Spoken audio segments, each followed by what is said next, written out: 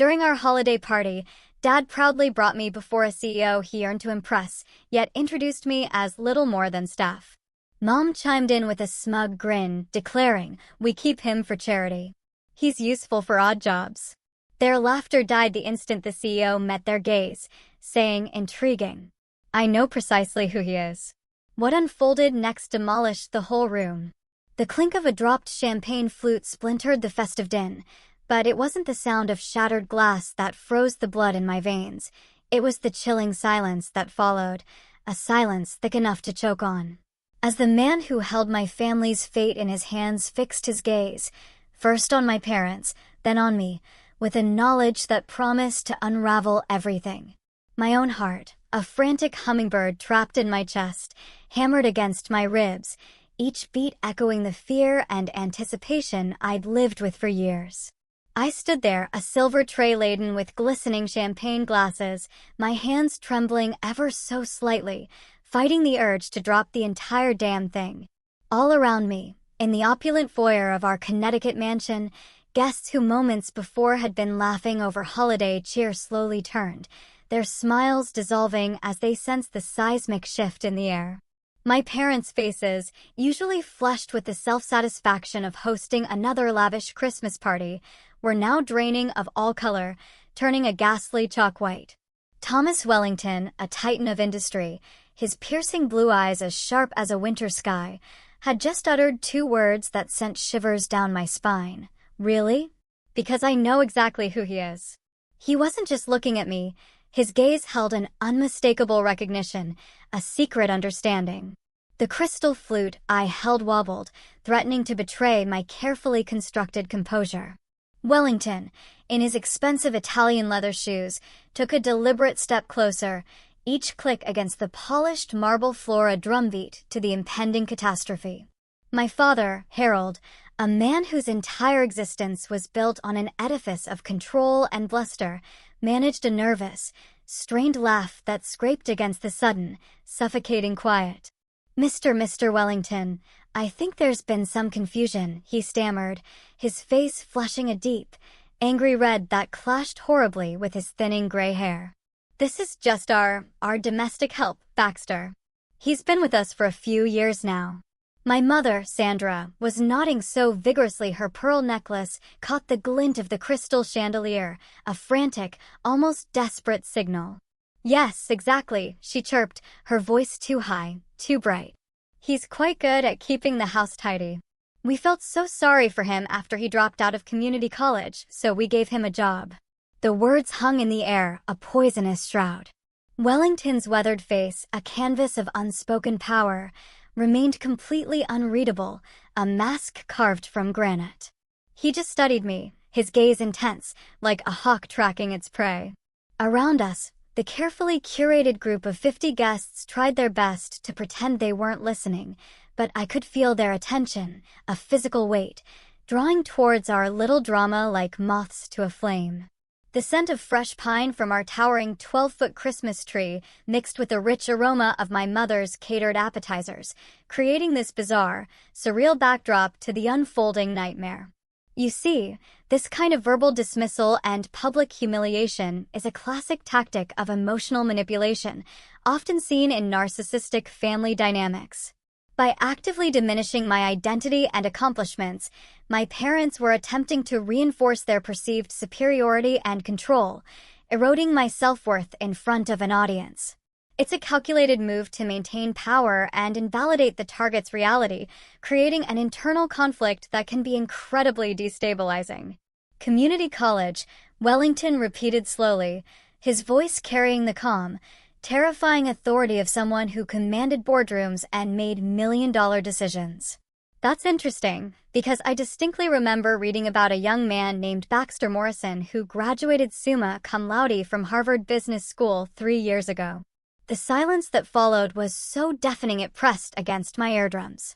I watched my father's Adam's apple bob as he swallowed hard, his hand unconsciously adjusting his red silk tie, as if tightening it could somehow hold his crumbling world together. My mother's mouth opened and closed like a fish gasping for air.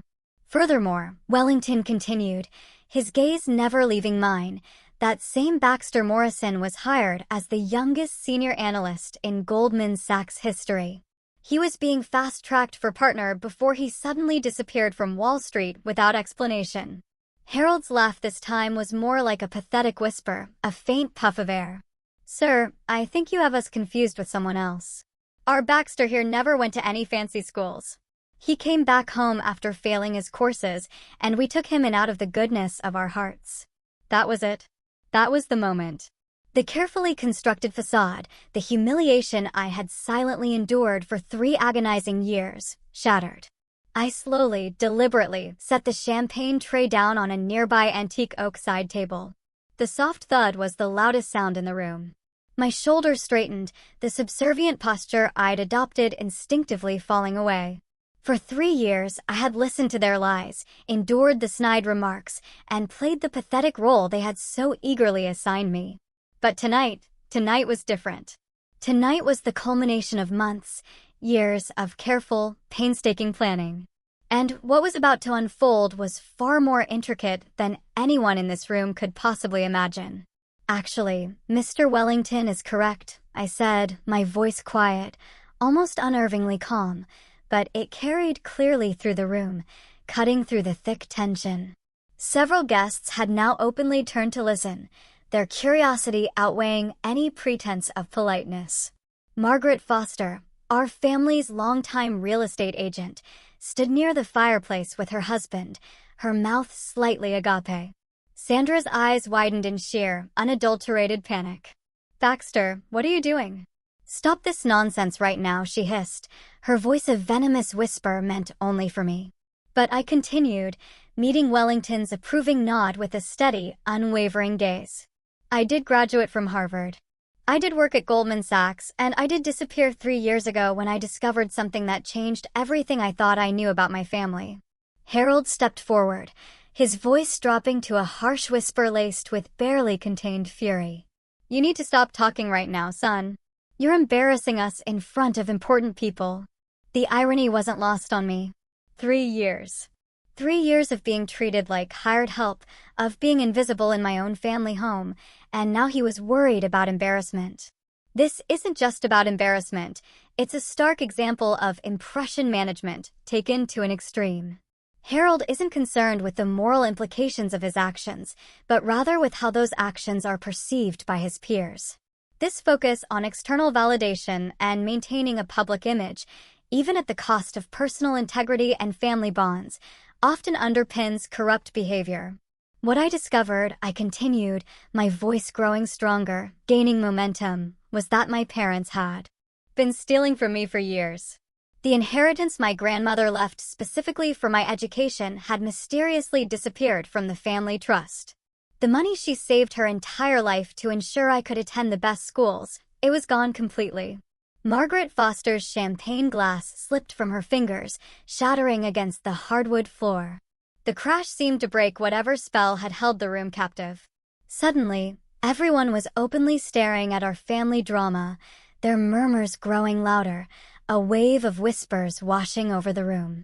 Wellington nodded slowly, his expression shifting from curiosity to something that looked remarkably like respect.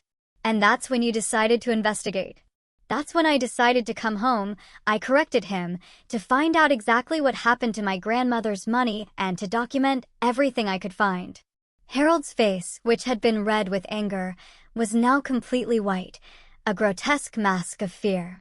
"Baxter, please, we can discuss this privately later." But there was no stopping now. I had waited 3 years for this moment. 3 years of playing the role of the disappointing son while secretly gathering evidence of their crimes. Sandra grabbed my arm, her manicured nails digging into my shirt sleeve like talons. "How dare you? After everything we've done for you, this is how you repay us? Spreading stories to strangers?" I gently removed her hand from my arm, my skin crawling at her touch, and looked directly at Wellington. "Mr. Wellington, you mentioned you know exactly who I am. I'm curious what else you might know about my family's business dealings." The CEO's smile was thin, almost a grimace, but unmistakable. "More than you might expect, young man. Much more than you might expect." Wellington reached into his tailored charcoal suit jacket and withdrew a sleek leather portfolio, the kind used for deeply important business documents. The gesture sent a chill through the room that had nothing to do with the December wind rattling our windows. What happened next would change everything. What I know, Wellington began, opening the portfolio with deliberate, almost theatrical precision, is that Baxter contacted my office 6 weeks ago through official channels. He requested a meeting to discuss irregularities in Morrison Construction's building permits and safety inspections. Harold's face went ashen, his jaw slack. Around us, the party guests had abandoned all pretense of polite conversation. Mrs. Patterson, the mayor's wife, stepped closer with undisguised interest, her eyes wide. Her husband, a city planning commissioner, suddenly looked very uncomfortable, his brow furrowed with a dawning realization. "That's impossible," Sandra protested, her voice rising an octave, shrill with panic. "He's been here every day cleaning and cooking. When would he have time for such meetings?" I pulled out my own folder from behind the bar where I'd hidden it earlier, a plain manila envelope that held the culmination of my secret life. It contained 3 years of meticulous documentation, organized with the same obsessive attention to detail that had made me successful on Wall Street. "While you thought I was just mopping floors and washing dishes," I said, placing the folder on the coffee table, a subtle flourish to punctuate my words, "I was actually conducting a comprehensive audit of our family's finances. What I found was systematic fraud spanning over a decade." Wellington examined the documents I spread across the polished surface: bank statements, forged signatures, altered building permits, and insurance claims that didn't match reality. "The inheritance theft was just the beginning," I continued, my voice steady, betraying none of the internal tremors. "Harold's construction company has been cutting corners on building safety for years. Substandard materials, bribed inspectors, falsified engineering reports." Margaret Foster, who had been unusually quiet since her champagne glass incident, suddenly spoke up, her voice surprisingly weak, a mere whisper. "Baxter, surely you're exaggerating. Your father builds beautiful homes." I turned to face her directly, my gaze unwavering. "Actually, Margaret, you've been helping him hide the evidence. Those property transfers you handled last year, the ones where ownership was mysteriously shifted to shell companies right before building violations were discovered."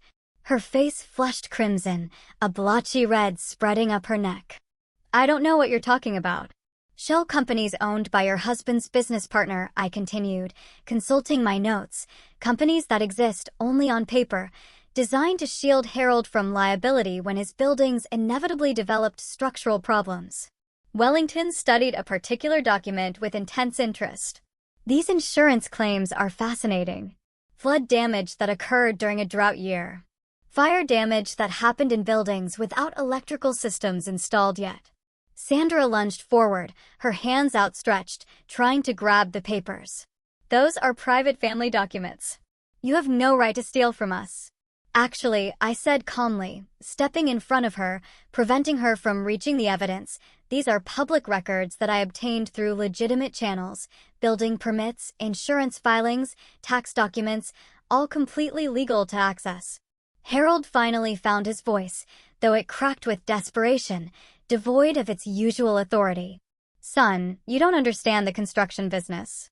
Sometimes corners have to be cut to stay competitive." Corners that resulted in the Riverside Elementary School addition collapsing during last spring's thunderstorm, I replied, the words hanging heavy in the air. Fortunately, classes weren't in session, but 3 maintenance workers were injured. A collective gasp went up from the assembled guests, a wave of shock washing over the room. Patterson, the planning commissioner, stepped forward with obvious alarm. "That collapse was ruled an act of God," he said, his voice strained. "Unusual wind patterns," they said. Wellington looked up from the documents, his expression grim.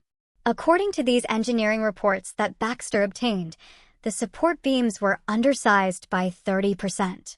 The concrete mixture was diluted beyond building code standards. That wasn't wind damage. That was criminal negligence."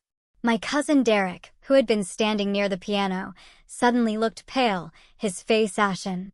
As Harold's accountant, He had unknowingly provided me with some of the most damaging evidence. "Derek," I called to him gently, "remember those quarterly reports you've been filing? The ones where the materials costs never seemed to match the actual purchases." Derek's hands shook as he sat down his wine glass, the crystal clinking against the polished wood of the piano. "Baxter, I just filed what Harold gave me." I trusted the receipts were accurate. "They weren't," I said. Harold was billing clients for premium materials while actually purchasing cheaper alternatives. The difference went into offshore accounts that Sandra helped establish through her position at the municipal office. Sandra's composure finally cracked completely. "We built this family from nothing. Your father worked 18-hour days to give you opportunities we never had. With stolen money and at the expense of people's safety," I replied, my voice unwavering. Mrs. Henderson's kitchen ceiling collapsed because of water damage from pipes Harold installed incorrectly. Mr. Garcia's basement flooded because the foundation wasn't properly waterproofed. Wellington closed his portfolio and stood up straighter, his commanding presence filling the room. "What fascinates me most about this situation is the planning involved. Baxter, you didn't just stumble upon this evidence." I nodded. "I've been documenting everything for 3 years. Every conversation, every document, every lie. I knew that eventually, someone with the authority to act would need to see the complete picture." Harold made one final desperate attempt to control the situation, his eyes darting around the room, pleading. "Mr. Wellington, surely we can discuss this privately. Perhaps we can work out some arrangement." "The arrangement," Wellington interrupted, his voice firm, leaving no room for negotiation, "is that justice will be served. You see, I didn't come to this party for business. I came because a brilliant young man reached out to my company 6 weeks ago with evidence of a corruption network that threatens public safety." The room fell silent except for the soft Christmas music still playing from our sound system, an absurd, almost grotesque contrast to the gravity of what was unfolding.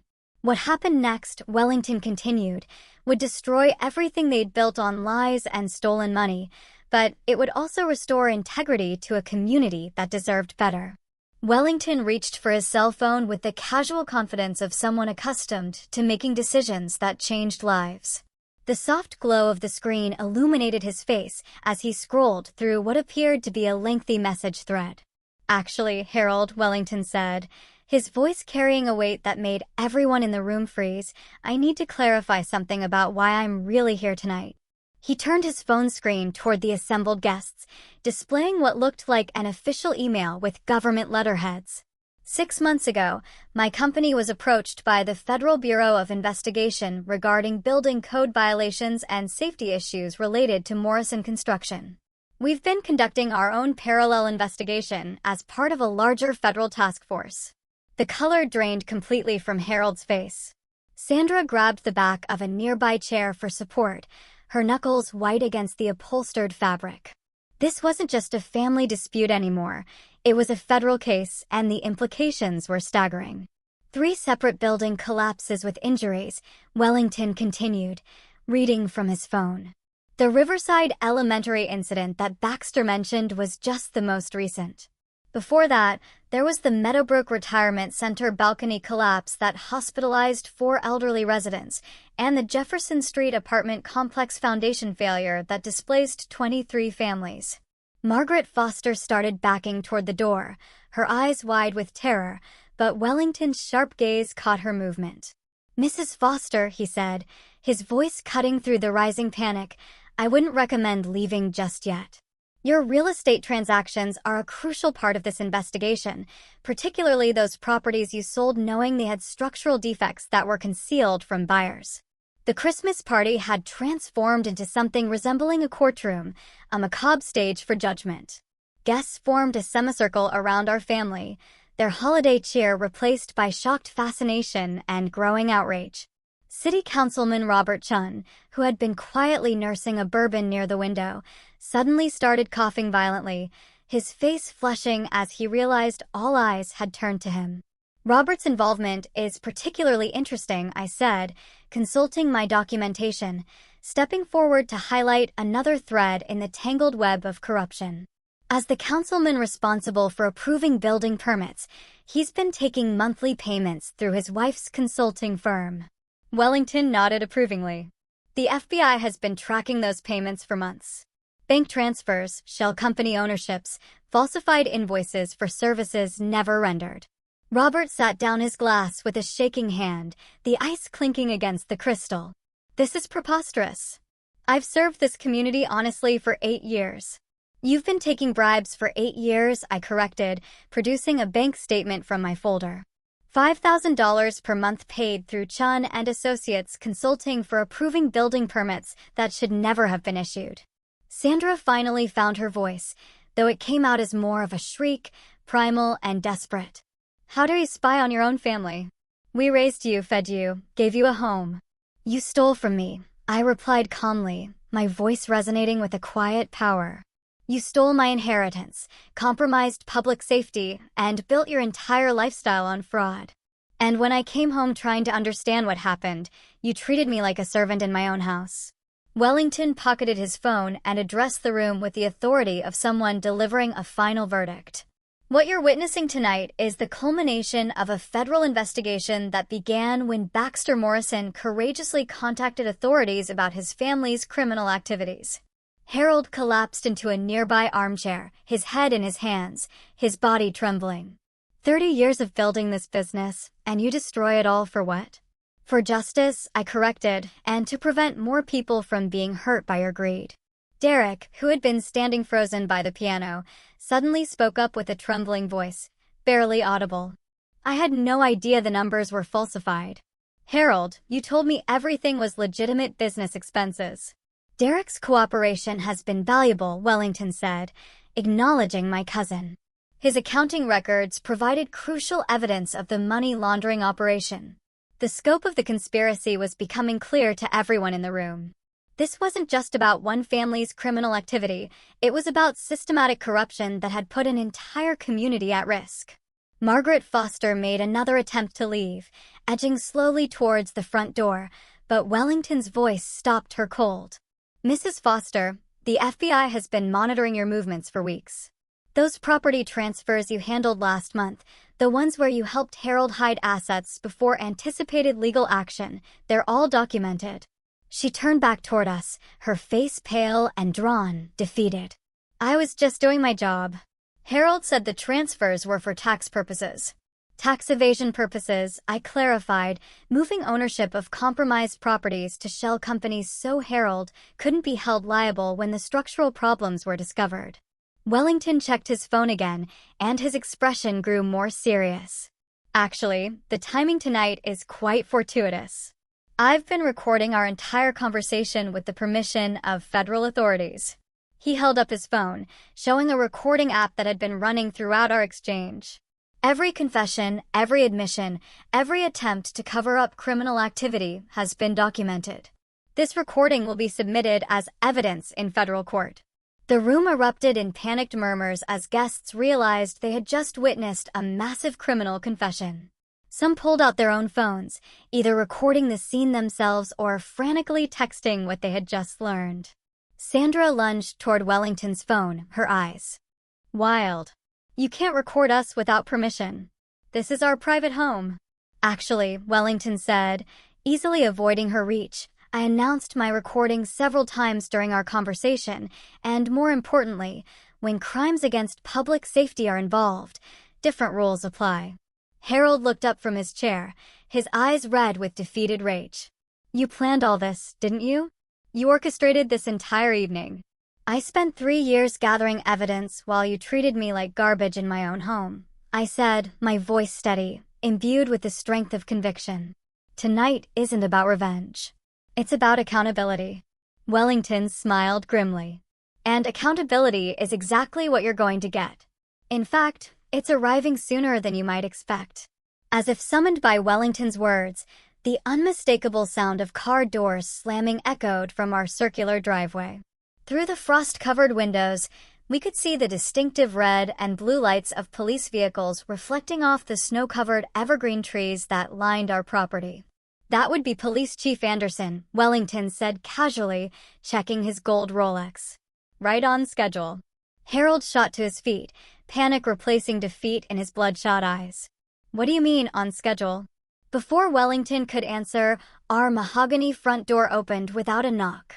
Police Chief Anderson entered, his weathered face grave beneath his graying mustache, flanked by two plainclothes detectives and a woman in a dark business suit who carried herself with the unmistakable authority of a federal agent. "Good evening, everyone," Chief Anderson said. "Sorry to interrupt your Christmas party, but we have some official business to conduct." The party guests pressed themselves against the walls, creating a path through the center of the room. The Christmas music still played softly, a surreal soundtrack to what was clearly about to become an arrest scene. Harold Morrison, the woman in the business suit, announced, displaying her federal credentials. "I'm Special Agent Jennifer Walsh, Federal Bureau of Investigation.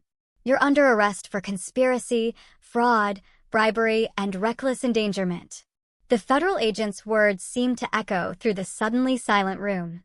Sandra made a sound somewhere between a gasp and a sob. "Sandra Morrison." Chief Anderson continued, stepping forward with handcuffs. "You're also under arrest for conspiracy, money laundering, and abuse of public office." As the terrifying reality of the situation hit her, Sandra's legs gave out. She would have collapsed if not for the quick reflexes of Detective Martinez, who caught her arm and guided her to a chair. "This is impossible," Harold protested, his voice cracking with desperation, denial still clinging to him. "We've done nothing wrong. This is all lies and misunderstandings." Agent Walsh consulted a thick folder that looked remarkably similar to the documentation I had assembled. "Mr. Morrison, we have bank records showing systematic fraud dating back 12 years. We have engineering reports proving you knowingly used substandard materials. We have recorded conversations where you discuss bribing city officials." Robert Chun, who had been trying to blend into the crowd near the fireplace, suddenly bolted toward the kitchen, his desperation palpable. But Detective Rodriguez was faster, intercepting him before he could reach the back door. "By the way, Robert Chun," Rodriguez announced, producing his own set of handcuffs, "you're under arrest for accepting bribes and conspiracy to endanger public safety." Margaret Foster watched Robert's arrest with growing horror, finally understanding that there would be no escape for any of them. "Mrs. Foster," Agent Walsh called out, her voice crisp and clear. "We'll need you to come with us as well. Your real estate license has been suspended pending investigation, and you're facing charges related to fraud and conspiracy." Wellington stepped beside me as we watched the arrests unfold, the flashing blue and red lights now painting the foyer. "Baxter's evidence was the keystone that brought down the entire operation," he told the room, his voice carrying. "Without his courage to come forward, this corruption network could have continued for years." Derek approached us cautiously, his hands still trembling. "Agent Walsh, I cooperated fully with the investigation. My attorney said I would receive immunity for my testimony." Agent Walsh nodded. "Your cooperation has been valuable, Mr. Patterson. You'll need to appear before the grand jury, but you won't be charged, provided you continue to assist with the prosecution." As handcuffs clicked into place around Harold's wrists, he turned to me with eyes full of bitter resentment, his face a mask of betrayal. "You've destroyed your own family for strangers. Your grandmother would be ashamed of what you've become." The mention of my grandmother hit like a physical blow, a sharp jab to my core, but I had prepared for this moment for 3 years. "My grandmother taught me that integrity means doing the right thing, even when it costs you everything," I replied, my voice unwavering.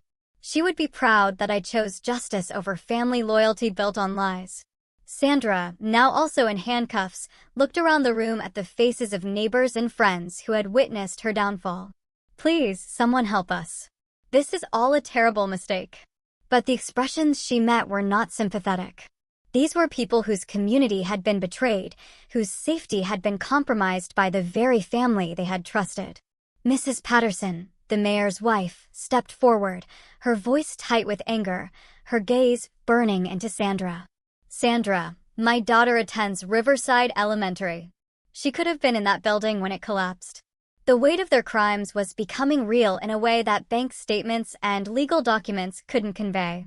These weren't victimless financial crimes. They had put real people in actual danger. As the police prepared to escort Harold and Sandra toward the door, Agent Walsh turned to Wellington with professional respect. "Mr. Wellington, your company's cooperation with this investigation has been exemplary. The Joint Task Force approach allowed us to build a comprehensive case." Wellington nodded toward me. "The credit belongs to Baxter. He provided the initial evidence and maintained contact with authorities throughout the investigation. His commitment to justice made this possible." Harold stopped in the doorway, held by Officer Chin's firm grip on his arm, his eyes pleading with me. "Son, please don't let them do this to us. We're still family." I looked at the man who had raised me, who had taught me to ride a bicycle and helped with homework, but who had also stolen my inheritance and endangered innocent people for profit. "Family doesn't steal from each other," I said quietly, the words tasting like ash in my mouth. "Family doesn't lie to each other for years, and family doesn't put strangers in danger for money." As the police cars pulled away with their prisoners, their red and blue lights fading into the snowy December darkness, the remaining party guests stood in stunned silence in our expensively decorated living room. The Christmas tree lights still twinkled merrily, but the celebration was definitively over. Wellington placed a hand on my shoulder, a gesture of quiet support. "You did the right thing, Baxter." It took tremendous courage. But courage wasn't what I felt as I watched my parents disappear into the night. What I felt was a complex mixture of relief, sadness, and the strange, quiet hope that comes when a long and painful chapter finally ends. In the sudden quiet that followed the arrests, the remaining party guests seemed unsure whether to leave or stay. The grandfather clock in our hallway chimed 10 o'clock, its familiar sound now marking the end of everything I had known as normal family life. Agent Walsh remained behind, organizing evidence bags and coordinating with the local police. She approached me with professional courtesy, but unmistakable respect in her eyes. "Mr. Morrison, there are additional aspects of this case that you should be aware of," she said, consulting her notes. "The civil asset forfeiture proceedings began this morning." Wellington raised an eyebrow with interest. "Asset forfeiture?" "Your parents attempted to hide substantial assets through offshore accounts and shell companies," Agent Walsh explained. "However, Baxter's documentation allowed us to trace every transaction. We've frozen all accounts connected to the criminal enterprise." I reached into my jacket pocket and pulled out a legal document that I had been carrying for weeks, waiting for this moment. "Actually, Agent Walsh, there's something else you should know," I said, unfolding the papers. 6 months ago, I filed a separate civil lawsuit to recover my stolen inheritance. The court awarded judgment in my favor last month. The remaining guests, including Derek and several neighbors, gathered closer to hear this new development, their eyes fixed on me. The judgment covered not just the original inheritance amount, but also interest and damages, I continued. It totaled $247,000. Margaret Foster, who was still waiting to be processed by Detective Rodriguez, let out a small gasp, her eyes wide with disbelief. "Where would you get that kind of money?" "The lawsuit costs a fortune." The lawsuit was filed pro bono by a legal aid organization that specializes in inheritance fraud, I explained. "They took the case because the evidence was so comprehensive." Wellington smiled with what looked like paternal pride. "And what did you do with the recovered funds?" I looked around the room at faces that had known my family for decades, people who had trusted Harold's construction work and Sandra's municipal oversight. "I used a portion of it to purchase this house," I said. Harold had mortgaged it 3 times over to cover his business debts. The bank was preparing for foreclosure proceedings. The implications hit Derek immediately, his eyes widening. "You bought your parents' house? You own this place now." "As of last Tuesday," I confirmed. "The deed is in my name. Harold and Sandra have been living in my house for the past week without knowing it." Agent Walsh checked this information against her files, a faint smile touching her lips. "The timing aligns with our asset seizure proceedings. Any attempt by your parents to sell or transfer property would have been blocked by federal order." Mrs. Patterson approached me with obvious curiosity. "Baxter, what will you do with such a large house?" Before I could answer, Wellington interjected with news that surprised even me. "Actually, that's something I wanted to discuss with you tonight, Baxter," he said. My company has been so impressed with your investigative work and ethical standards that we'd like to offer you a position. The room fell silent again as everyone waited for details, a palpable anticipation in the air. We're creating a new division focused on ethics and compliance, Wellington continued. Given your financial background and demonstrated integrity, we'd like you to head the department. My mind reeled at the unexpected offer, a whirlwind of possibilities. Mr. Wellington, I appreciate the consideration. The starting salary would be $120,000 annually, plus benefits and performance bonuses, he continued smoothly, cutting off my modest reply. The position would involve investigating potential fraud in construction and real estate development across New England. Derek whistled softly. That's more than twice what Harold made in his best years. The irony wasn't lost on anyone in the room. In one night, I had gone from being treated as domestic help to being offered an executive position that paid more than my father had ever earned through his criminal enterprise. Agent Walsh sealed another evidence bag and addressed the room, her voice firm and professional. Ladies and gentlemen, this investigation will likely result in indictments for several other individuals who aren't present tonight. If any of you have information about corrupt building practices or bribery in municipal government, we encourage you to come forward. The federal agent's words sent a visible shudder through the remaining guests. Clearly, the corruption network extended beyond just my immediate family. Mrs. Patterson raised her hand tentatively, her voice hushed. Agent Walsh, my husband works for the City Planning Commission. If he had unknowing involvement, what should he do? Voluntary cooperation is always viewed favorably, Agent Walsh replied. We're interested in prosecuting the criminals, not punishing the victims. I walked to my grandmother's portrait, which hung above the mantelpiece near our Christmas tree. Her kind eyes seemed to look down approvingly at the evening's events. There's one more thing I want everyone to know, I said, turning back to face the group, my voice clear and strong.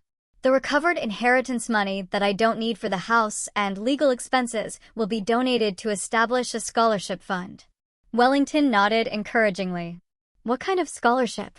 For foster children who want to attend college, I replied, kids who don't have family support or financial resources. My grandmother always said education was the key to breaking cycles of poverty and abuse. The emotional weight of the moment seemed to hit everyone simultaneously. Here was a young man who had been betrayed by his own family. Yet his response was to help other vulnerable people rather than seek personal revenge. Derek approached me hesitantly, his expression contrite. Baxter, I know I was part of this mess, even if I didn't understand what was happening. Is there any way I can help make things right? I considered his question carefully. Derek had been manipulated just as much as I had been, though in different ways. Actually, yes, I said. The scholarship fund will need honest financial management. If you're willing to volunteer your accounting services, we could ensure every dollar reaches the students who need it. Derek's relief was visible, a physical weight lifting from his shoulders. Absolutely. I'll do whatever it takes to help. Agent Walsh finished organizing her evidence and prepared to leave. Mr. Morrison, you'll need to testify before the grand jury, but the prosecution expects this to be a straightforward case given the evidence quality. As the federal agent departed, Wellington and I were left with a small group of neighbors who seemed reluctant to end this extraordinary evening. There's something poetic about this, Mrs. Patterson observed, her gaze moving between me and the now empty doorway. Harold tried to impress you, Mr. Wellington, by diminishing his own son. Instead, he destroyed his own life and elevated Baxter to a position he never could have imagined. Wellington chuckled grimly. Pride goes before a fall, as they say. Harold's arrogance tonight accelerated his own downfall. As the last of the police cars disappeared down our tree-lined street, their red and blue lights fading into the snowy December darkness, I heard the sound of another vehicle approaching. This one was different. A black sedan moving slowly, purposefully, as if the driver was searching for the right address. Through our frost-covered windows, I watched as the car pulled into our circular driveway and parked beneath the ornate street lamp that Harold had installed to show off our family's prosperity. The driver's door opened and a woman stepped out into the cold night air. Even from a distance, even after 4 years of separation, I recognized her immediately. My heart stopped. Jennifer Morrison, my sister, the daughter Harold and Sandra had disowned and forbidden me from contacting, walked toward our front door. Wellington noticed my sudden stillness.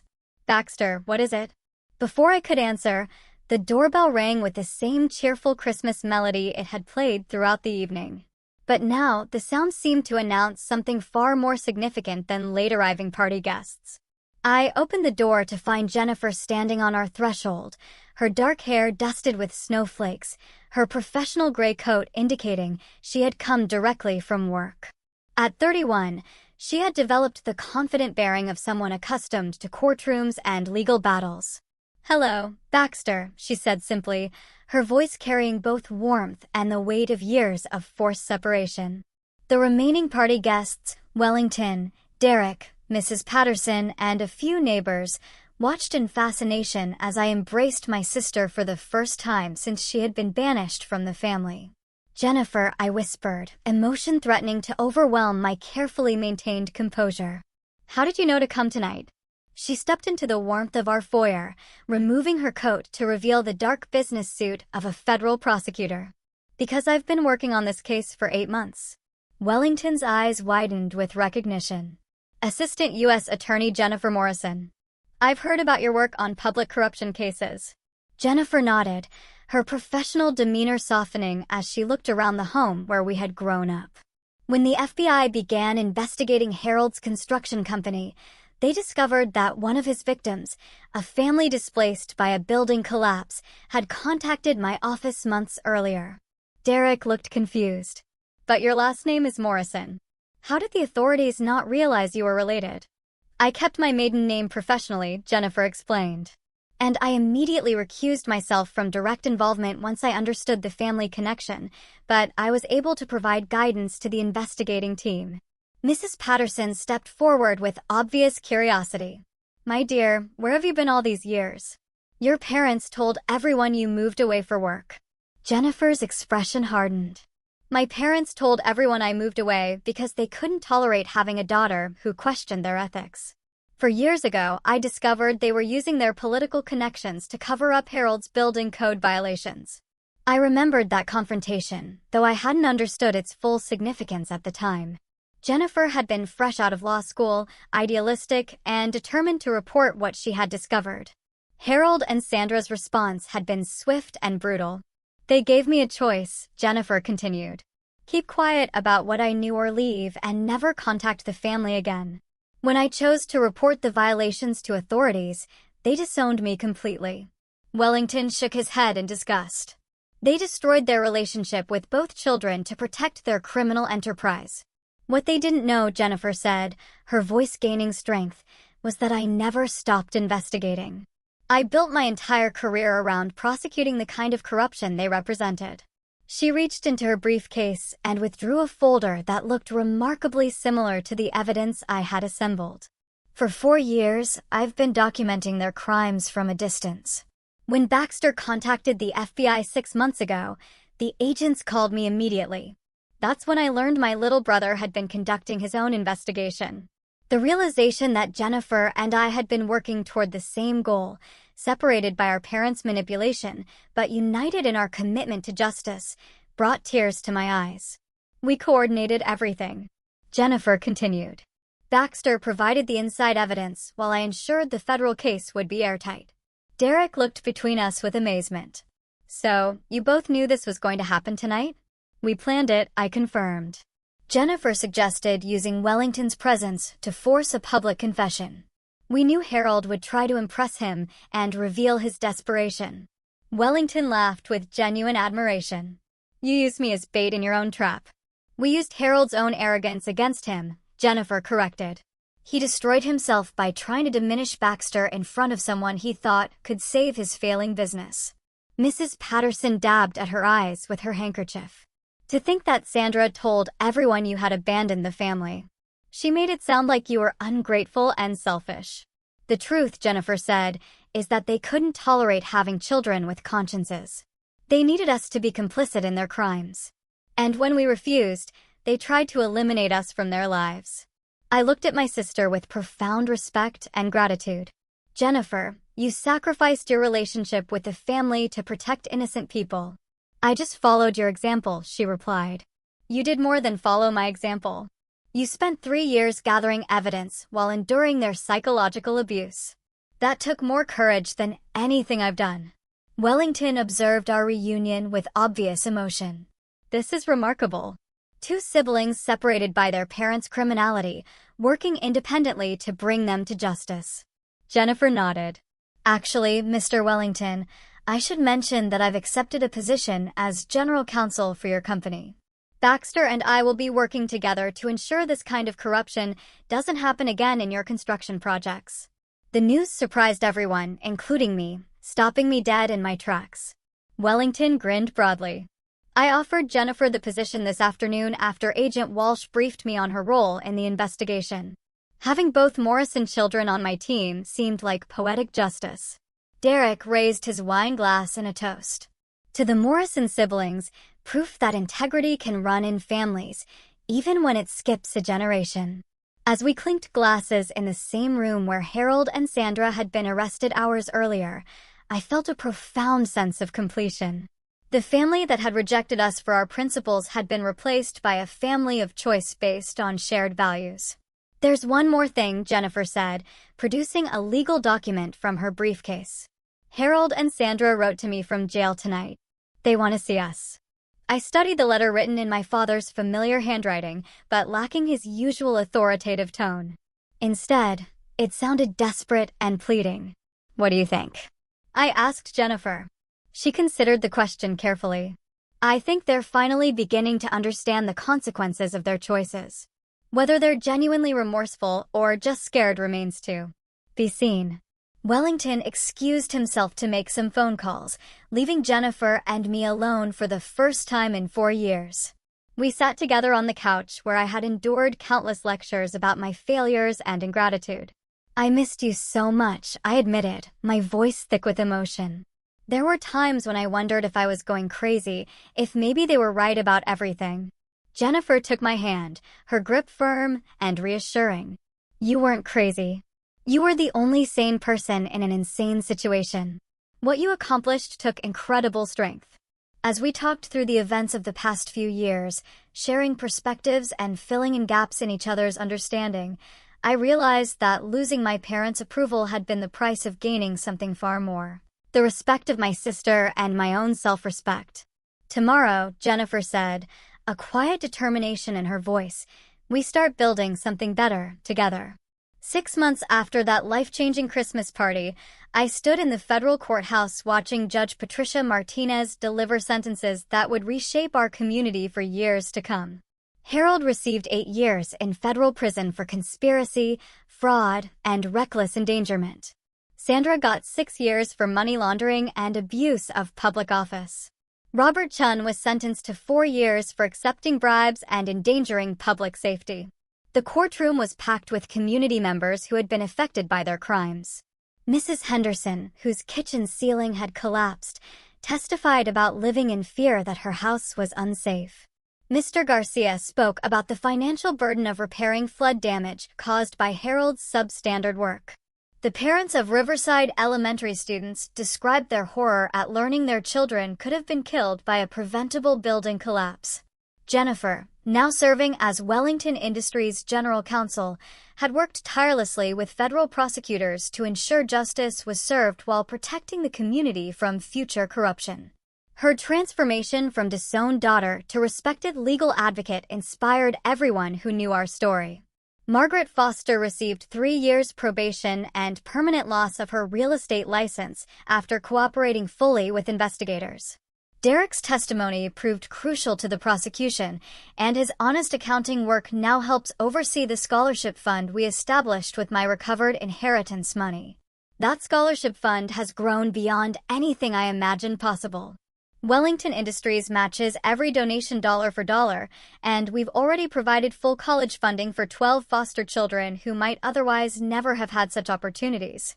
Each recipient receives not just financial support, but mentoring and internship opportunities designed to break cycles of poverty and neglect. My position as Director of Ethics and Compliance for Wellington Industries has allowed me to implement industry-leading standards that prioritize safety and integrity over profits. We've developed inspection protocols that have been adopted as models throughout New England. Other construction companies now compete to meet our standards rather than cutting corners to underbid us. The house where I grew up has been transformed into a transitional housing facility for young adults aging out of foster care. Jennifer and I renovated it together, turning each bedroom into a small apartment where young people can live affordably while attending college or trade school. Our grandmother's portrait hangs in the main living area, watching over the young people we help in her memory. 3 months ago, Harold and Sandra wrote to us from prison. Their letters showed genuine remorse and understanding of how their choices had hurt not just their own family, but an entire community. They asked for our forgiveness, not for release from consequences, but for the chance to rebuild some kind of relationship based on honesty. Jennifer and I decided to visit them. It was painful to see our parents in orange jumpsuits, confined to a sterile visiting room under the watchful eyes of corrections officers. But for the first time in our lives, they spoke to us with complete honesty about their mistakes and the fear that had driven them to make increasingly desperate choices. Harold admitted that his pride had prevented him from asking for help when his business began failing. Instead of seeking legitimate solutions, he had chosen to cut corners and hide problems until the deception became a way of life. Sandra acknowledged that her loyalty to Harold had blinded her to the moral implications of their actions. "We taught you that family loyalty meant protecting each other from consequences," Harold said during our visit. "But real family loyalty means holding each other accountable for doing what's right." Their apologies couldn't undo the damage they had caused, but they represented a genuine recognition of their failures. Jennifer and I agreed to maintain contact with them, not to excuse their crimes, but to model the kind of family relationship we wished we had always had. Wellington has become the father figure that Harold never managed to be. He challenges me intellectually, supports my professional growth, and demonstrates through his own actions what ethical leadership looks like. His mentorship has taught me that success built on integrity is not just more satisfying, but more sustainable than success built on deception. The community trust that was shattered by my parents' corruption has slowly been rebuilt through transparent governance reforms and rigorous oversight of public construction projects. The new city council requires multiple inspections by independent contractors, and all building permits must be approved by a committee rather than a single official. Derek now serves as the city's independent financial auditor, a position created specifically to prevent the kind of manipulation that had hidden years of corruption. His honest work has restored confidence in municipal financial management and serves as a model for other communities. Mrs. Patterson, whose husband's planning commission work had been compromised by the corruption network, became a vocal advocate for government transparency. She now chairs a citizen oversight committee that reviews all major development projects and ensures community input is heard and respected. The scholarship recipients we support have begun graduating from college and trade schools, many of them choosing careers in public service, education, and construction safety. They understand that their opportunities came from someone else's courage to stand up for what's right, and they're committed to paying that gift forward. Last month, the first recipient graduated from engineering school and joined Wellington Industries as a junior structural engineer. Watching Maria Rodriguez walk across the graduation stage, knowing that her education was funded by money recovered from my parents' crimes, illustrated the profound truth that justice isn't just about punishment, it's about restoration and renewal. Jennifer recently announced her engagement to a fellow prosecutor she met while working on public corruption cases. Their shared commitment to justice and their understanding of how family dysfunction can be overcome through integrity makes them perfect partners. I couldn't be happier for my sister, who deserves every bit of love and happiness life can offer. My own life has found meaning and purpose that I never could have imagined during those dark years of being treated as a servant in my own home. The respect I've earned through honest work, the relationships I've built with people who share my values, and the knowledge that my actions have made the community safer, all provide satisfaction that no amount of stolen money could have purchased. Wellington recently offered me a partnership track in the company with the goal of eventually taking over operations when he retires. The opportunity represents not just professional advancement, but the chance to shape an entire industry's approach to ethical construction practices. The Christmas party where everything changed is now remembered by our community not as a social gathering, but as the night when truth finally overcame years of deception. People still talk about the courage it took to expose my own family's crimes. But I've learned that courage isn't the absence of fear. It's choosing to do what's right despite the fear. I learned that family isn't defined by blood relations, but by the people who treat you with respect and support your growth. Sometimes the greatest act of love is holding people accountable for their actions, even when it's painful. True strength comes not from seeking revenge, but from building a better future for yourself and others. My grandmother always said that character is what you do when no one is watching. But I discovered that sometimes when everything is watching, that's when your character matters most. The courage to stand up for what's right, even when it costs everything familiar, is the foundation of a life worth living. The money my parents stole was meant to give me opportunities for success. By stealing it, they thought they were taking away my future. But by forcing me to find my own way, to develop my own principles, and to choose integrity over family loyalty, they inadvertently gave me something far more important. They gave me the opportunity to discover who I really am when everything I thought I knew about family and loyalty was stripped away. They gave me the chance to build a life based on my own values rather than their expectations. They gave me the experience of learning that doing the right thing, even when it's incredibly difficult, brings a kind of peace and satisfaction that can't be purchased or stolen. Today, as I prepare for another day of work that protects public safety and promotes ethical business practices, I carry my grandmother's wisdom with me. Character isn't something you inherit.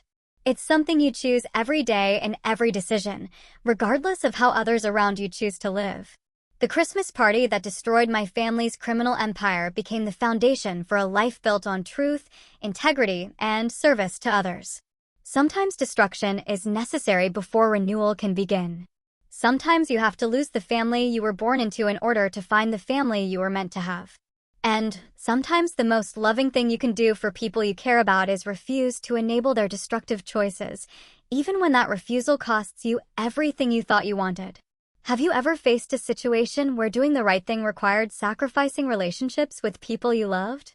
How did you find the courage to choose integrity over loyalty?